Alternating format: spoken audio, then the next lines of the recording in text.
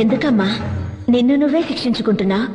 పూర్వజన్మ కర్మఫలం వల్ల ఆయుష్ తీరిపోయిన ఒక పసిదాని కోసం మీ మామ ఆ తల్లితోనే పని లేదని కోపగించుకుని వెళ్లిపోయాడు.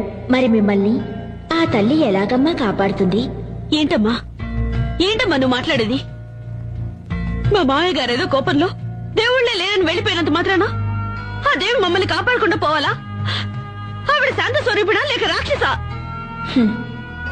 తోడబుట్టిన వాళ్లైనా కన్నవాళ్లైనా రమ్మని పిలిస్తేనే కదా వచ్చి వెడతారు. మీకు మాత్రం ఆహ్వానాలు గౌరవాలు అన్నీ కావాలి. ఆ దేవి మాత్రం పో అంటే పోవాలి, రమ్మని పిలవకుండా వచ్చి మిమ్మల్ని కాపాడాలి. ఇదెక్కడి న్యాయం? అమ్మా, తన రక్తమే నీ నుదుట తిలకమై ఉంది కదా, నీ భర్తకు ఏ ఆపద రాదు. నాకేం అర్థం కావడం లేదు. ఆ తల్లి నమ్మిన వాళ్లను ఏనాడూ చెయ్యి వదిలిపెట్టదు. ఆ తల్లిని నమ్ముకో తల్లి, ఆ తల్లే అంతా చూసుకుంటుంది.